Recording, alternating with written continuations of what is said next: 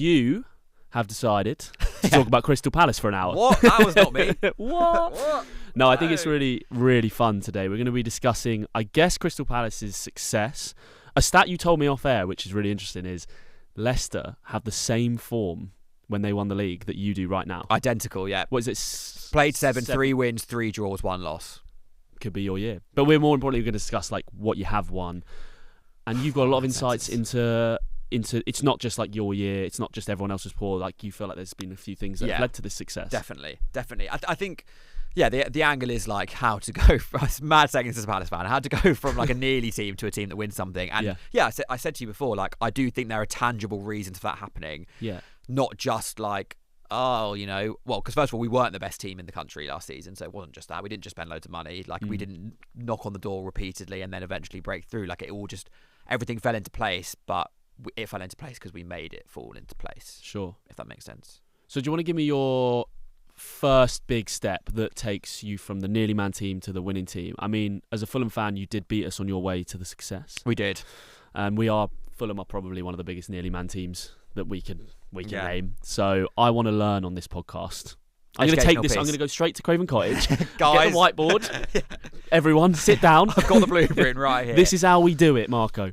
It's a good question actually, because like it depends how far back you want to go. But I think the first like statement of intent was just hiring Oliver Glasner was the first thing, because that he had a bit of a reputation before he joined Palace as a manager who like bounced around a bit, and he'd fallen out with some chairmen at Frankfurt and at Wolfsburg, and we went from Roy Hodgson to Glasner, and that's quite a big change, like stylistically, but also just like in terms of what you're trying to achieve. Because Glasner obviously is a Europa League winner with Frankfurt.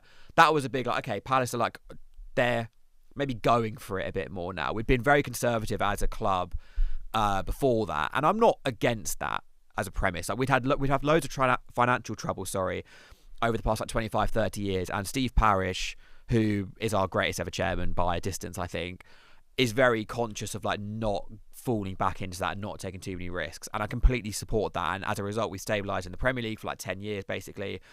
But then it got to a point last season where I was like, okay, we have Elise, we have Eze, we have Gahey, like we had, or like the season before last, and it's like, okay, like when are we going to go and make that push? Like when are we going to go and like actually try and make something of this squad? Yeah, was there like, correct me if I'm wrong, when Glasner joined, didn't he get off to a terrible start? Didn't you lose like 7 games? Or am I just making that up? No. So we didn't. So he joined midway through the 23-24 season, and we didn't start well. I think we took a few games to kind of get going. And a lot of people said like, so then we ended that season really well. That was when like Elise as Mateta really clicked. Yeah. We won 6 of our last 7 games, and everyone said that was a new manager bounce. It wasn't, because we started badly under Glasner. But then it was the the FA Cup winning season. We started that terribly. We didn't win any of our first 9 games, or any of our first 8 games. That's it. We were in the relegation zone in like November. Yeah. Because there'd just been loads of change. Like we sold Elise, Anderson, and Ayew in the summer of 2024, and Elise is obviously, you see Elise now, he was, in my opinion, he was a world-class winger at Palace as well. Obviously, there's no debating he's world-class now, but he was at that level when he was at Palace. Anderson was our joint player of the season before. Obviously went to Fulham. Yeah. And like, you see how he plays. He's very like, he's constantly involved in the game. Like he's very like on the ball dominant, like gets attacks going with the long passes and stuff. Like I love him. He was brilliant for us prior to that season, and we obviously got relegated, so I think he went to Palace. Yeah, then he went to Palace and went back to Fulham. And like, so he's a really important member of any team he plays in. And then Jordan Ayew played like basically every game for Palace season before, and we lost all of them, and we just had like a bit. We signed a lot of players very late in the window, and it took us ages to like click. Yeah, basically. But I think a telling thing about that period of time was that Glasner at no point was under pressure. I was going to ask that. Like, no Palace fan wanted him gone. Steve Parish was very openly like, no, he's not going to get sacked, because we knew it would work. Like, we knew he was a good manager. And I think one thing that happens with a lot of Glasner's signings is that they just take a while to bed in. And when it clicked, it was like, okay. And I think that's the impressive thing, is that the way we played last season was very different. Well, relatively speaking, very different to how we played in his first season. So when we had Elise, Eze, Mateta, it was very much like we could dominate games on the ball. And we played maybe a bit more intricate football. Elise and Eze like obviously super technical. Mateta was probably at its best then. Then when we replaced Elise with Sarr, they're entirely different players. Like Sarr is like basically a striker in the way that he plays, but we were getting the same success playing in an entirely different way, which was very promising as a Palace fan, like adaptable. But then we beat Spurs in November, and from that point onwards, we kind of haven't really looked back, honestly, from that point. And we were just a bit unlucky earlier in that season. So Glasner being the man, obviously, like that's the big one, that's the important one, a proven winner. And maybe just like, I know, because you guys were so unhappy with Roy Hodgson, weren't you, at the end of his tenure? Like, legends. He's done a lot for both our clubs, obviously. Yeah. But it was time to go. Glasner comes in, he's the right man. That's one of your pillars of success, the management. And definitely stuck with it even when it didn't work, and then it worked out perfectly. Uh-huh. Give me a second pillar. What else would you say? You credited Steve Parish behind the scenes. Mm-hmm. Massive part of this success as well. 100%. Like, he's been very important with, like... you know what, actually, I think you've got to have the two of them together, is Steve Parish and Dougie Freedman. Dougie Freedman's recruitment as Palace's sporting director when he was at the club, he's now left, was just a joke. Like, look at the players that we signed and like how much we signed them for. Eze was like 15 million. Elise for 8 million. Adam Wharton for 20. Mark Gahey for 20. Lacroix was more of a Glasner signing, I think, but he only cost like 15 mil. I think Ismail Assar, £10 million in the summer of 2024. An attacker to cost £10 million and then get 20 goals and assists. Yeah, it's crazy. It's mental. Munoz cost 8 mil. Like, Dean Henderson was 15 million quid, and Palace fans were really against that when we signed him, because we had Sam. It's so funny to look back on now. We had Sam Johnston, and everyone was like, Sam Johnston's way better than Dean Henderson. Like, why do we need to replace him? And obviously that turned out to be a masterstroke too. Like, they were the ones who kind of built an identity of Palace as like a young EFL talent team that then flips those players on. That very much gave the basis for us to like go and push higher up the table. That's what like got us good players in and also got us money to spend in transfer windows. So Glasner is definitely the cornerstone of that success. I think the squad building is the next one, because some of the players that we won the FA Cup with were Glasner's choices. I said Lacroix, Kamada was another one who Glasner pushed, but like Sarr and Ketia, Wharton, Gahey, Eze, Mateta, those were all Dougie Freedman signings that Glasner made work. Yeah, it is a real sign of success when I think, even going back a little bit further, but I think you didn't win anything obviously with Zaha, maybe one of your greatest ever players.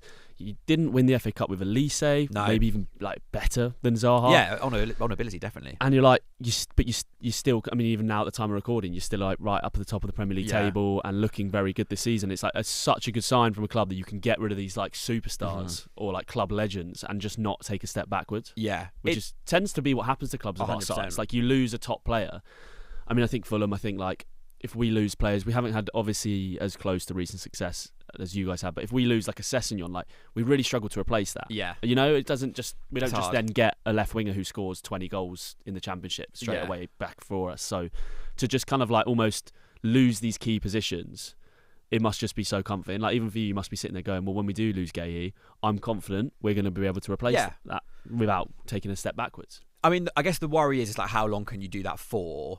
And I think Freedman going is worrying. And like, this window we just had was, I think it turned out all right in the end. I think we signed some good players, but it was a little bit like, it was very different to the ones we had before. It was quite clear we didn't really have like key targets, and we did everything very late. And I think Parish openly said like it was difficult because we didn't have Freedman, and we kind of were in like an in-between stage. And like, there's only so many players, there's only so many Adam Whartons in the world, there's only so many Elise Ezes in the world. But I think what we've positioned ourselves as really well now is kind of like what Brighton have done as well, which is like, come to us.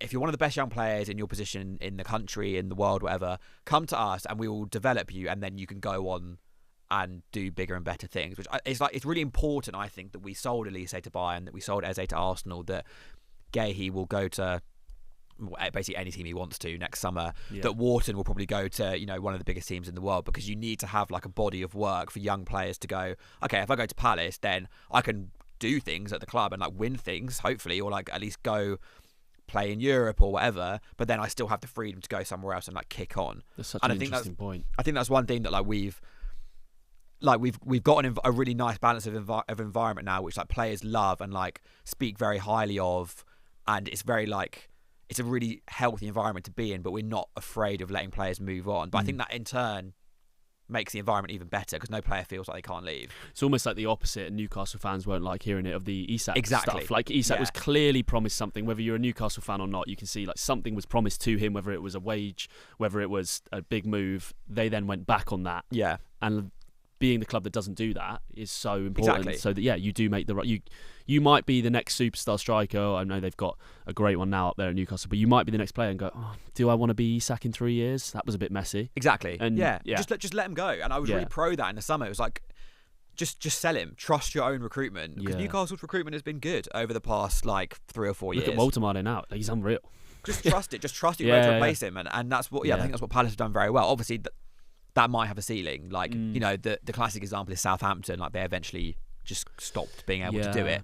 So I think it's important to keep like cornerstones of that team in place. But I look at players like Henderson, like really important players of our team like Henderson, Munoz, Lacroix, Mitchell, even Mateta, honestly, Kamada, and I'm like, there's no real reason for us to sell them. Like we don't need to sell them. We're offering them kind of what they want at this stage in their career. I can't see many clubs coming in and offering like massive money to buy them. So as long as you keep them and you like get those young players in around them, I don't see why you can't carry on doing it, basically. 100%. Well, I mean, you've got to be one of the best run clubs in the country right now. Yeah. So I think having Glasner is definitely the main reason we went from Nearlymen, because he also just instilled a mentality of like, we can go and beat any team, and he would very openly say that, and we played like that too. And I always think it's really vague when people say especially about Arsenal, like they don't have the mentality, and like, what does that mean? Like, would people have said in March last year that Crystal Palace were a winning club and had a winning mentality? You don't have a winning mentality until you win a trophy, and like you can win a trophy by luck a lot of the time. I don't think we did. Obviously, I'd say that. Yeah. But like, there's one quote which just like is the like top, probably the coldest moment in Crystal Palace history, where we played Man City in April at the Etihad, and we lost 5-2. We went 2-0 up. We were that close and offside from going 3-0 up. And an interviewer asked Glasner after the game, at that point we were in the FA Cup semi-final, so was City, and they said there's a chance that you could play Man City in the FA Cup final this year. Are you confident that you could turn a result like this around and like beat City if you played them again? And Glasner went, yeah, it was like, honestly, without even stuttering, he said, yes, I said to Pep after the game, you can't play this system again because we'll solve it. And I'm like, cool. He said that about Pep Guardiola in a press conference as a Crystal Palace manager, and actually like lived up to that and beat him in the FA Cup final. Yeah, that I think that like sums it up, because he was just like, yeah, we can beat anyone, and I really believe that we can, and that definitely dripped down into the fans and the players too. I think you could tell. Yeah, well, I obviously remember it must have been March time when you came to Craven Cottage and you beat Fulham 3-0 in the cup quarter-final. And obviously that was huge for us. Like, as Fulham, we were like, this is a winnable game. Like, we can get at Palace, we're at home. Massive chance. We'd had, like, last few seasons, quite a decent run in the FA Cup, and it's come to like a really weirdly abrupt end. Like, Old Trafford was a shambles. We had Willian sent off, Marco Silva sent off, and Mitrovic sent off in like the same like minute. I don't know what happened. Like, Willian was in goal, handballing it off the line. It all went wrong. But like, we felt like, okay, this could be our season, and it could be us. And then I remember watching that game, and like, you pretty much dominated us. And after that for me, I don't know if you were saying there that City was maybe that moment for you, but I remember thinking, oh, they could win this. Yeah. Like, sometimes you lose a game in the FA Cup and you go like, oh, they weren't that much better than us. I was like, you smashed us. Like, there's that famous clip of like Ezra stood up against Anderson in that game. Do you remember on the touchline? Yeah, they're like, and they stood looking at each other for ages. So it was a terrible game though, awful. Yeah. But I don't know. I remember thinking like, you were just so much better than I thought you were. That game, I think that game was probably the start of like, when you look at the run we were on until we lost to Everton, and we always lose to Everton though, so it doesn't really count in my head. But like that game, that quarter-final took a very similar format to the semi-final and the final, of like, the game started quite close. Yeah. Fulham missed a few early chances, and that happened against Villa and happened against Man City, where we could have conceivably gone behind. But then just as the game is like, the momentum is starting to swing one way, we scored, and we did that against Fulham. The game was getting like really tasty, and Fulham were well up for it, and then Eze just scored, and then we scored again 2 minutes later, and it's like it's game over. 100%, and we did that so well, and I think that's really key. Tip number one of becoming a trophy winning team is not just like scoring goals, but scoring goals at the right time. Like we did that against Fulham perfectly, absolutely perfectly. Then in the semi-final, again, it'd been quite a cagey start to the game. Eze scored an absolute screamer, very similar actually to what he did against Fulham. We then missed a penalty in the second half, and you just think, okay, oh no, it's 1-0. Playing against Villa, at that point, they'd just beaten PSG at home in the Champions League, and I was like, oh no, like we're gonna go. This is it. This is classic Crystal Palace, classic Fulham. This is where we leave. Yeah, the momentum's going to swing, and then we scored 2 minutes after we missed the penalty, and it's just like things like that where things could have gone against us, but we like dragged it back our way. I think that was like and even against City, I think we scored after like 16 minutes. We had not even got into their half. They were all over us. We couldn't get out at all. We then went long to Mateta. He held it up, but we scored with our first attack, and it's like that was such a killer for them because it was like they've been dominating, and we just hit them once, and we scored, and we did that just repeatedly in that run.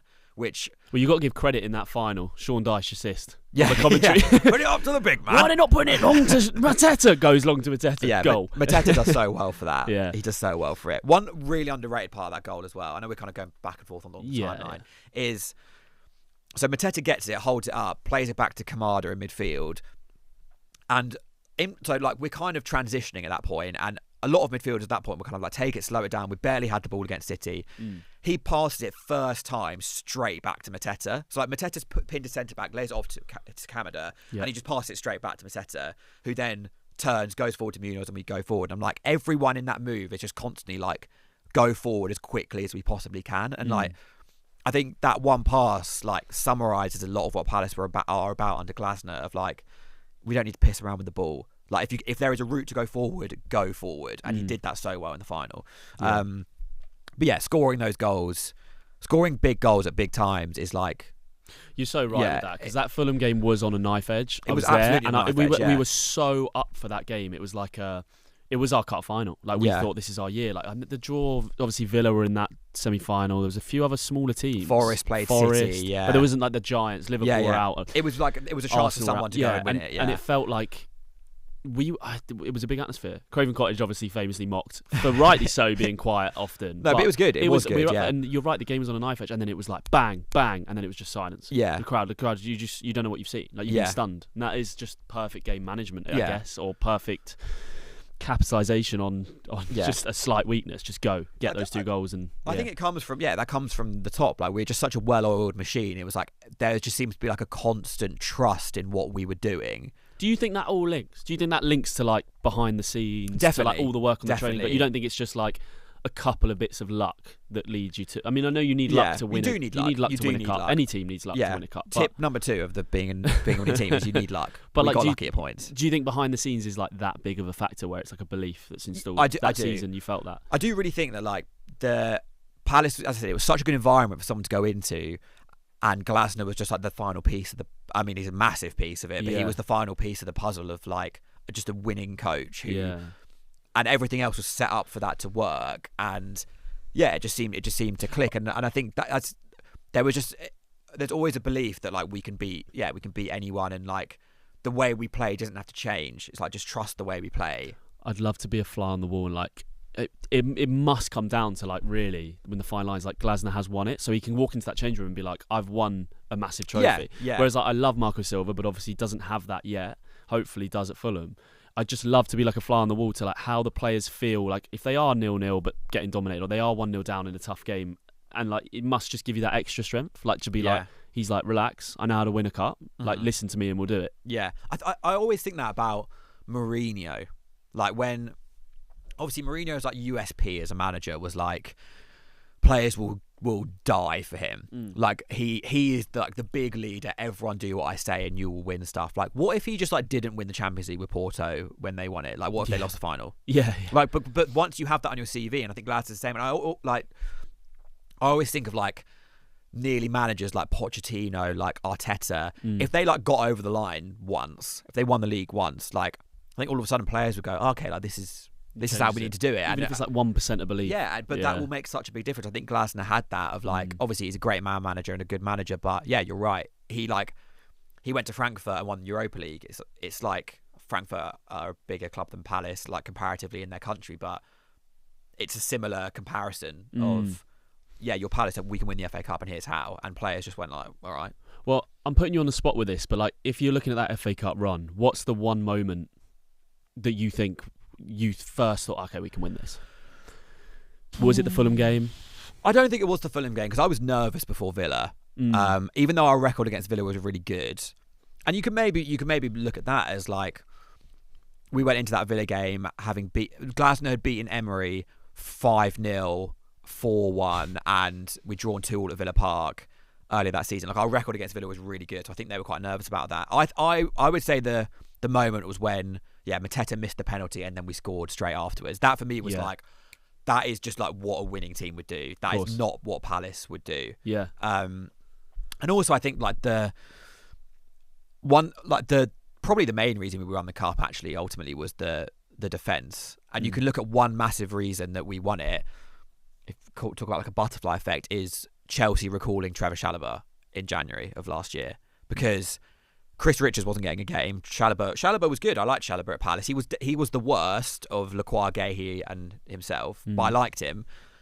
He then went back to Chelsea. Chris Richards came in, and he's just like a beast, especially in the air.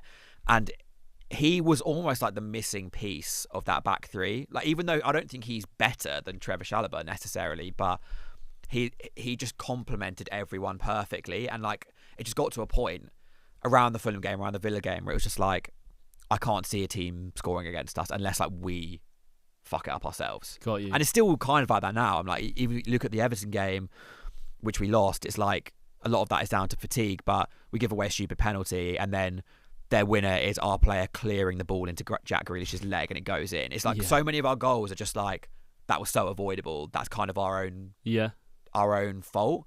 And I think when you have that basis of a back three to build off and teams like fear it makes such a big difference. That's so funny. It's such a fine margin. I'm trying to learn from this podcast. I'm thinking Fulham, what can happen? I'm like, could Chukwueze get recalled to AC Milan and we somehow win the Champions League next year? I don't know. Like, it's just exciting. But no, I completely understand it. It's funny when those sort of something forces your hand in football, and then you're like, we've actually got something that fits better. Look, we got lucky that none of our players were I'm pretty sure we named the same starting team. Or maybe we didn't for the quarterfinal, actually. I think Lerma played against Fulham, but we basically had the same team for the quarterfinal, semi-final and the final. And we were obviously playing like Prem games in that time. Wharton missed some games through injury, was fine. I think Sarr missed a couple. Eze was like... Yeah.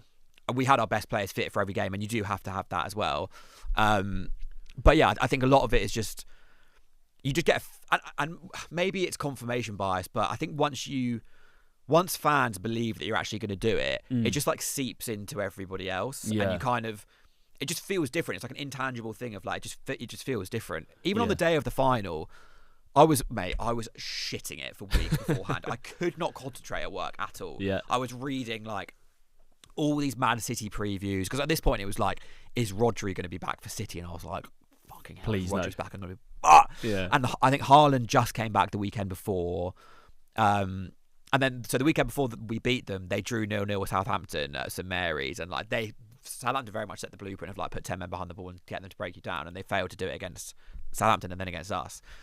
But so yeah, I was so nervous for weeks before, and it's all I could think about. Like my girlfriend was like, she said it was literally affecting our relationship, because I was like, I just can't think about anything else. But I think partly because I thought we could beat them. I think that was part of the reason I was so nervous. But on the morning of the game, I was not nervous at all. Okay. I was like, I just feel like we're going to do it. And like, we went to Covent Garden beforehand, very near where we record this podcast, actually, literally just down the road. All Palace fans like congregating in Covent Garden, and got the tube to Wembley. And it was like, there was just like something, like, I think everyone just believed we were going to do it. And City fans would be like, oh, like I don't think they cared as much, which helped. But I think they didn't have that feeling, and I think Palace were just like, we were so riding on such a high that we were like, we're going to do it, we're going to win. And then again, it's just like moments in the game so many reinforce that. Yeah, Dean Henderson like running out his box and handballing it, and nothing coming of that. Yeah, and like because from where I was sat behind the goal and I couldn't see.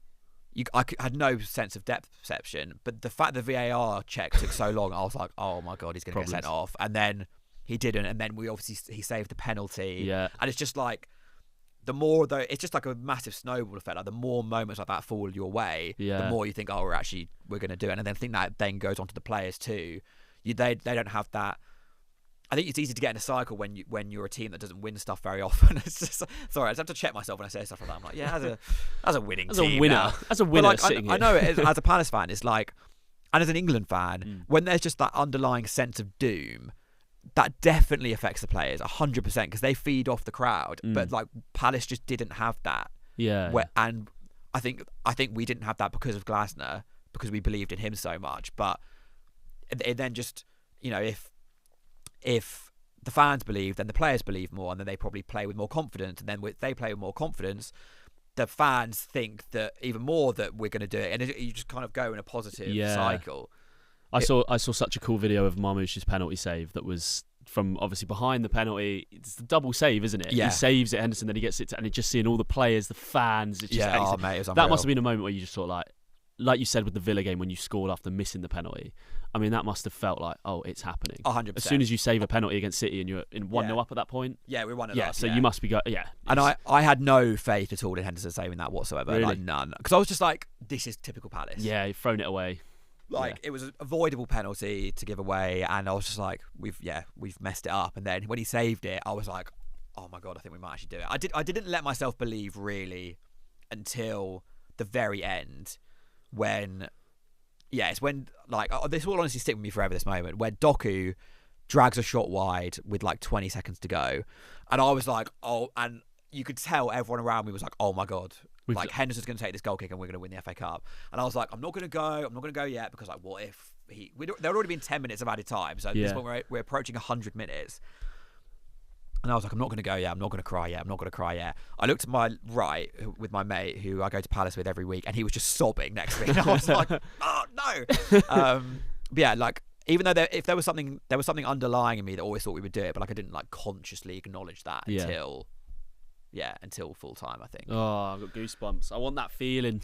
But honestly, the thing that makes it so sweet is like the pain. Of course, yeah. It's like it's the knowledge that like you don't do this very often. I honestly think a lot of City fans were like happy for Palace. Yeah, probably. I don't think many of them seem to care that much. Yeah. They go to Wembley every year and win the FA Cup constantly. It's nowhere near a bigger deal. There was no like ill feeling at all between Man City and Palace fans. It's to do it, to get over the line. It does kind of require like a perfect storm, but like so much of that is like within your control. Do you know what I mean? 100%. I was going to ask you, does it scare you like this might be it? You might be in the good days. You know what I mean? Have you ever seen those things where it's like you don't realise that you're in the good days till they're over? Like, yeah. Oh, I do realise I'm in the good days. Yeah. Like, if I don't realise that now, then when will I ever realise that? Taking away from the question, trust me, I spend a lot of time with him, he knows. Walked in with his Palace top on today and pointed straight to the badge, the Coventry badge, just started tapping it before he said hello to anyone. That was, as we said on the first podcast, that was a nice little reminder that we are nearly men, that we went down to the Europa League from the Conference League. That is true. There is. What I'm saying is, like, does it worry you with the sustainability? You mentioned Southampton, who were like, for some time, like a perfect model in England of like how to just get the best out of players and really pushing up the table. Leicester, I don't know if you'd put them in the same category. It wasn't really like recruitment in the same way. They sort of just somehow had some ridiculously good team out of nowhere. It just fell into place for them. But do you worry like you could be sat here in 6 years in the Championship and going, what happened? Or do you feel like it's cemented now for Palace for the next however long, where you're just not worried about that? I think I'll always be a bit worried about it. Like if God forbid, we're here in, well, not for the podcast's sake, if we're here in 6 years' time and Palace are in the Championship, God forbid I'm still in this bloody studio. And yeah, if we're in the Championship, then I wouldn't be like, I can't believe this has happened. Yeah. Because I'm just like, that there is I feel like any team outside the big six is just like, you always have, I've seen Newcastle in the Championship, I've seen Villa in the Championship, like you always run that risk. Yeah. But I think the reason like it feels more optimistic now is that it's felt like we have gradually built to this stage. Like since we got promoted, we have like just gradually got better. And I know a lot of people would say, well, Palace finish 12th every year, blah blah blah, but in order to finish 12th every year, you do have to constantly get better. You have to get better year on year. The Premier League now is like the highest standard I think than it's ever been. You can't just tread water and stay up. You have to constantly progress. And I think like that's why you obviously as a fan you're super optimistic and you want to dream a bit, but it feels like how far I appreciate that the next step to go to like, you know, a consistent European team or consistently winning trophies is by far the hardest one to take. And like I'm not expecting us to go and win another trophy this season. I think we could win the Conference League actually, but like that's kind of different. But I think there's the fact that we've built up to this point, but also the fact that I do think that Palace are a club with massive potential. And I know everyone will say this about their own team, but it's just the location of Palace, like being in South London. We are by far the biggest team in South London now. Sorry, Charlton Millwall, we are by distance right now. And like South London is such a hotbed of football, not just in like England, but also in Europe, in the world. There's so many players who have come from South London, and it's such like a cultural capital in the context of football. There is like, if you look at it from a purely business perspective, like Palace is a massive investment opportunity for someone. And I do think you have to go and you have to like get that extra bit of cash to go. I don't think we could stay with like Steve Parish as the sole chairman and go and win the Prem, but like I do think that a team like Palace would have more of a chance of taking that big step on a consistent basis than someone like Southampton, because it's like you're kind of you're constrained by where you are. That's what I always think about like when people moan about the Cartel 6 and stuff, which is one of my like least favorite sayings. But it's like there's always going to be a natural food chain in sport just based around like the biggest cities. It's like it's not surprising that like Manchester, Liverpool and London have those Cartel 6 because that's 3 of the biggest cities in the UK. Of course, yeah. With like massive populations who care a lot about football. So obviously, like even if you did a draft system in the Premier League and every team had the same finances, there are going to be teams that are more attractive propositions than others. And I think for sure Fulham benefit from it all the time. And like there's how many London teams are there in the Prem now? Like West Ham, Palace, Fulham, Chelsea, Arsenal, Spurs, Brentford, if you want to include them, or they're just a bus stop in Hounslow. I think they're that. Even like Watford and QPR have flirted with it too. Because it's like attractive places for managers to live, players to live. And I think the fact you have that as a basis as a club like makes you think, well, why can't we go and like build on this? For sure. So I'm not quite as full of dread as I would have otherwise been. But if Glasner was to leave next summer, then I probably would be. Yeah, I know that feeling. I always feel that way with Marco Silva. I just always think like... It feels precarious, yeah, doesn't it? It's just you look at your squad, you think you're amazing, you think everything's sorted. But I feel like as a Fulham fan, if Marco Silva was to leave, we'd be a lot closer to that relegation than we would be anywhere near the top 10. So it always feels a little bit precarious. Yeah.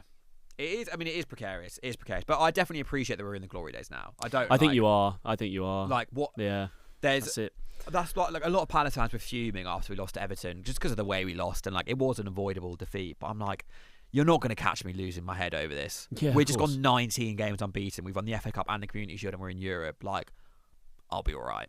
What do you want as a Palace fan, though? For you, like, would you want big investment? Do you want big Saudi investment Definitely or US not. ownership, or do you want to expand the stadium to 60,000, 50,000, or move from Selhurst Park? Or what for you? Like, if you were a chairman, what would you want to see happen over the next 10 years for Crystal? And realistically, obviously, like, it's a good question because like you obviously right now Palace are like not a nearly team because we've won the FA Cup and we've kind of like achieved what is ultimately like the most we can achieve as a club of our size. But you might look back on Palace in 30 years and be like, well, they were a nearly team because they could have kicked on and they didn't. Yeah.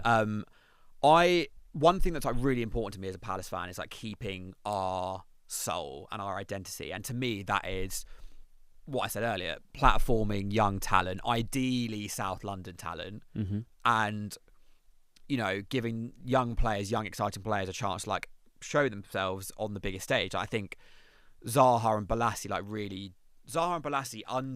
under Friedman for a period of time when he was manager and under Parish's ownership, like that for me is like what Palace's identity is. It's like young, attacking, flary London players who, you know, can express themselves, be successful, and then like go on to bigger things. And I think like Eze kept that going, Elise kept that going. I think we kind of are developing now into like, you know, we signed someone like Jeremy Pino in the summer who he's not like a young, well, he's young. He's not like a South London flary player, but he's like one of the best young. He was at one point one of the most highly rated young players in the world, and like he obviously had some injury problems. He's come to Palace now, but like it's about expanding that identity. It's like how can you? Again, it's kind of like I hate to keep going back to Brighton. Brighton are a really well run club in that way, and they've achieved a lot of success by being a platform for players. I wouldn't want, and as a result, for me, like having Steve Parish at the club in some way, or like someone who just seems to get it, is way more important to me than like having a sugar daddy owner. Like if we were, I've said this previously, if we were to be bought out by like the Saudis or whatever, that would taint success for me. Yeah. Like, and the thing I love the most about what we've done is we've won the FA Cup like in our way, and we've stuck to a model and it's worked. Yeah. And like I get like, mate, if we were in the Champions League every year, I'd obviously love it and I would go to every game, but like it wouldn't be the same. And I would rather be like a top 10 club with our current identity and with our current setup than like a Premier League title winning team with some like morally, ethically questionable money in there where we've like built a dome of a stadium or something away from Selhurst. And obviously you've got to like we're trying to expand Selhurst at the moment. I think work is allegedly starting in January, although they did first pitch this in 2017. It's still not happened. But like you do have to grow. Yeah, I appreciate there's some like necessary. It's not even an evil. I love Selhurst Park, but like it needs work. Yeah, but I love it too. I love it. I love an old ground. It's just and I actually think that's kind of a good embodiment of like what I want Palace to be. Is like I want Selhurst Park to grow and like to have nice bits to it and to be able to house 50,000 people, but I don't want it to lose like its essence of like a proper football ground in a really random location that's like also got some bits in it that definitely could be better. That is like Selhurst Park actually, comes to think of it, kind of embodies Palace. Yeah, it does. And I'd always want us to keep an element of that. And like I don't know if you'd like if you ask a Newcastle fan, and this is I'm not saying they would say one thing or another, like how do you feel that you've been taken over by the Saudis, and like do they feel like they've lost any of their soul? I don't know if like same with City, like do they Chelsea under Abramovich, I don't really know what I don't know what they would have said their identity was before that, so maybe I can't really answer that. Yeah, I don't know.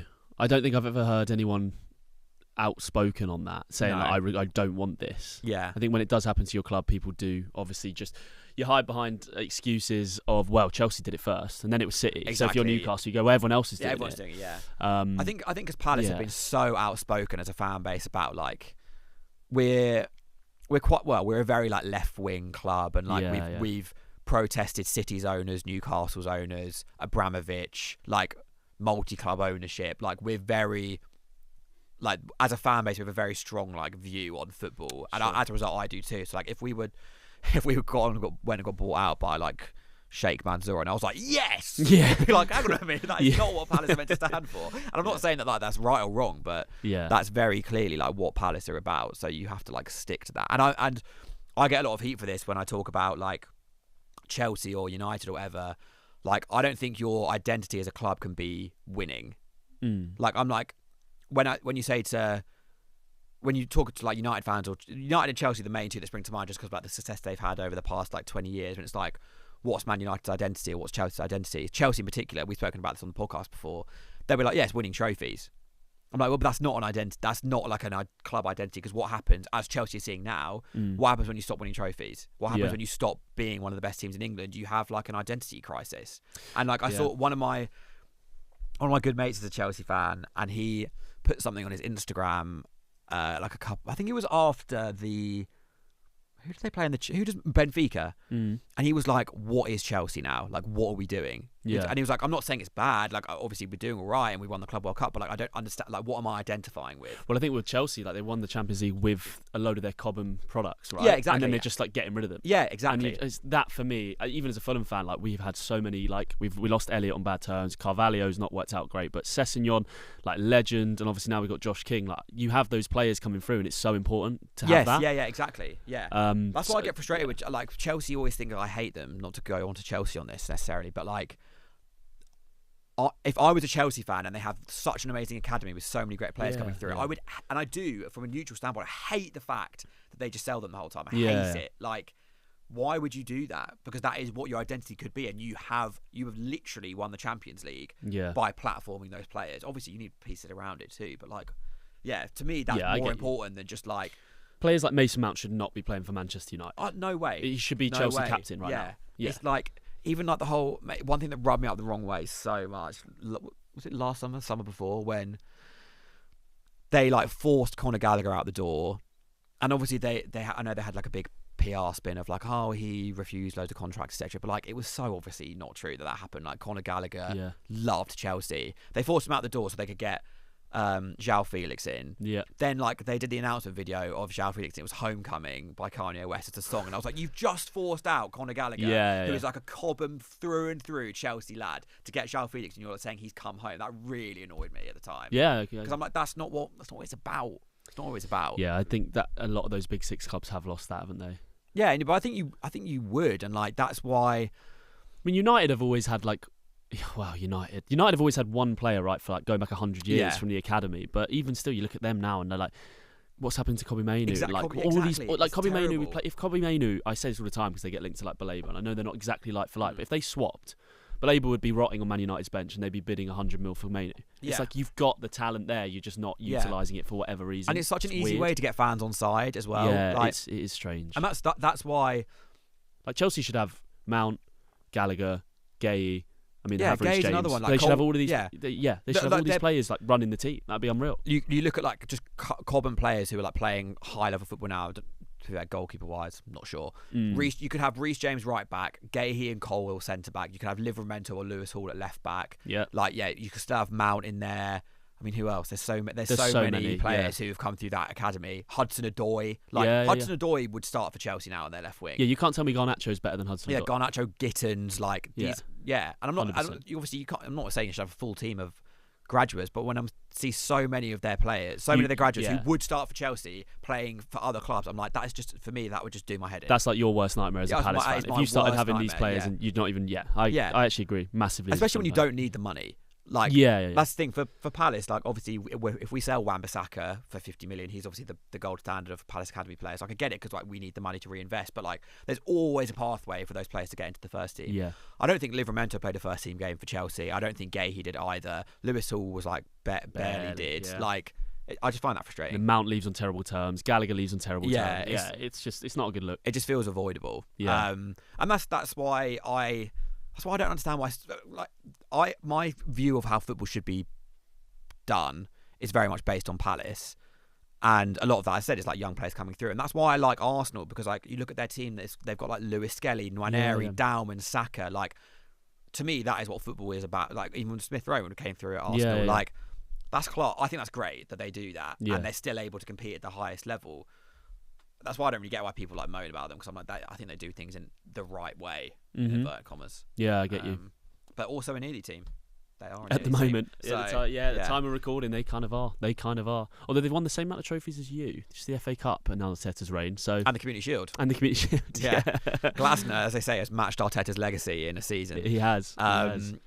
Yeah, we digress massively there, but nothing wrong with that. I think I think we explored some things that are relevant to Palace's recent success and why you are the way you are. Yeah, exactly. Yeah. So I think to summarise how to go from a Nearly team to the best team in the country. Let me get my notepad out. I mean, where do you even start? I think number one is like is moments in games, scoring goals at the right time. And I was thinking about this just now. We're going to digress again. Sorry about that. Let's say Fulham have an FA Cup run this year. What moments convince you to like that, you know, it could be our year? You said that like you in the quarterfinal game against Palace, you're like, hey, this is a big opportunity. Yeah. I think for me, some people would say like, oh, if you scored a last minute winner against like, what's an example of this? Arsenal Bournemouth, the year they bottled the league. Reece Nelson scored that last minute winner against Bournemouth. People would say like that is like a, oh my god, it's actually our year moment. I actually would like disagree with that, having seen Palace win the FA Cup. What was more convincing is when you just like dominate a game from start to finish, and it's like, okay, we haven't got hit by luck. We haven't had like one moment. We've had loads of moments that have led to this within the game, and we've ended up comfortably winning. Yeah, of course. So scoring goals at the right time. I think defence is a big thing as well. Yeah. But I think also, so scoring goals at the right time, having like the club structure of like, everything has to work in unison. It can't just be you have like one really good player or one really good manager. It has to be like a everything has to fall into place in that sense. But that's not luck, I don't think. And then the third one, which I just thought of, belief. That is the main difference between Palace. And again, it's easy to say this now because we did actually win it. The difference in attitude before the FA Cup final in 2016 when we lost to Man United and the FA Cup final against City, which we won, the difference in attitude between our fans is like insane. Yeah. Man United was kind of like, oh my God, we're at Wembley, amazing. Like, hopefully it's our year. Let's enjoy it. The Saturday against Man City was like, we're going to do it. Yeah. Even though it's Man City, it's like I remember seeing a lot of your content around that day in the morning. Yeah. And like you were literally getting interviewed left, right, and centre and being like, I think we win it. Yeah. But like really with Chet, like you were like, yeah, I did think I really do think we win it. And I said, I didn't did like seem a doubt in your mind. I did a match day vlog for Palace, and I said on the way to the station, I was like, I'm going with the attitude today of like, you have to believe you're going to win it. But like, I could say that because I did actually think we could. Yeah. I did actually believe we were going to do it. And you did. Yeah, we did do it. And now here we are, wearing this bad boy shirt with the Conference League badge. Don't worry about it. Well, I hope my Fulham team can take note of this. I think they're all listening right now. Marco Silva's tuned in. The boys, so hopefully... yeah, they've got on at the training ground. I'll go straight to the cottage. I told you I'm going there with a whiteboard. I'm going to let them know. Yeah. That would actually be great for the podcast if Fulham won the FA Cup this year. It would be amazing. I'll be rooting for you. I will. I hope so. Imagine a Palace-Fulham FA Cup final. Oh, it's not impossible. That would be insane. It's not impossible. I do think that there is a chance again for a mid-table team to make waves in cups this year. I don't think so? Yeah, I said this to Doogie last week, like, and I've said this on the pod before, that I think last season felt like a really good opportunity for teams to go and like break trophy ducks, as Palace did, Newcastle did, Spurs did, because the gap between mid-table teams and big teams like wasn't that big. Yeah, and I think the gap has not got any bigger. No, I agree. Even though Liverpool obviously bought those players and Arsenal look good, I don't see a reason why Fulham couldn't go and win a trophy this year. I hope so. I look at our team and I think we're pretty covered in all positions. But I think very settled. We are. I just think we lack that little bit of belief. Like over the last few seasons when I've seen us lose to you, when I've seen us lose to United, and the way we sort of capitulate, we don't have that belief yet. Yeah. Where it's like, and I don't know if that comes from the fact that like Glasner's won, Silva hasn't. I don't know. It just comes from a little bit of experience or I guess it's a bit of luck. I don't know. It's you don't have that mentality. You don't have that belief until you do. Do you know what I mean? I don't really. It's kind of intangible, like when you get it. But there will just be moments where in game, and I think it stems from the moments in the games where you go, oh, like that's very unlike. Like if you say, let's say you got Man United at Old Trafford in the quarterfinal this year, and you went there and just like, and Man United's bad example because they're shit. Let's try. Which is not because we still struggle at Old Trafford. We don't win there, but I get what you mean. Let's maybe do like a Newcastle away. Yeah. Tough game. And you just went to St James's Park and you just like was so calm and won 2-0. That I think it's stuff like that where you go, hang on a minute, like we just had a really tough test and we looked so composed. I think that's the thing, is composure. Take a touch. Take a touch. Get your head up. Yeah, exactly. Don't admire your pass. No, don't. Exactly. Keep running. Oh, mate, I enjoyed that. It's a good lesson. I mean, I enjoyed it too. I could talk about Palace's FA Cup win for... This is actually just part 1 of 10 on Palace's FA Cup journey. Yeah, I mean, any excuse. I've actually not really spoken about it at length. I know that sounds what a load really of rubbish. What, today or in general? I've obviously done loads of like sound bites of it on like TikTok and on other podcasts, but I've not sat down for like 45 minutes, what we've just done, and spoken about it at all. Have you watched the game back? Yeah, watched it on a flight on the way back, on the way to... Where was I going to? Athens. Okay. Was it Athens? No. Lisbon. I was going to Lisbon for work the week afterwards, and I watched the full game back. Because obviously when you're in the stadium, like, I was just like, my head was just on Mars for the entirety of it. I couldn't really tell what was going on. So I watched it back, and yeah, we played very well. You did. It was a good final. Yeah. Shout out some players. Chris Richards, as I said. Tyrick Mitchell gave away the penalty. I think he was our man of the match other than that. Dean Henderson, Daniel Munoz, Daichi Kamada. Anyone else? Kamada. I mean, the whole squad, obviously. Mateta, Elise, Zaha. Yeah, friends of the show. All of them. But yeah, it was good watching it back. I was getting stressed watching it back, though. Second half, we did nothing. I mean, attacking-wise, we defended amazingly, but oh my God, it was stressful. It doesn't matter. No, it doesn't matter. No one remembers. Longest 45 minutes of my entire life. Oh my God, it was stressful.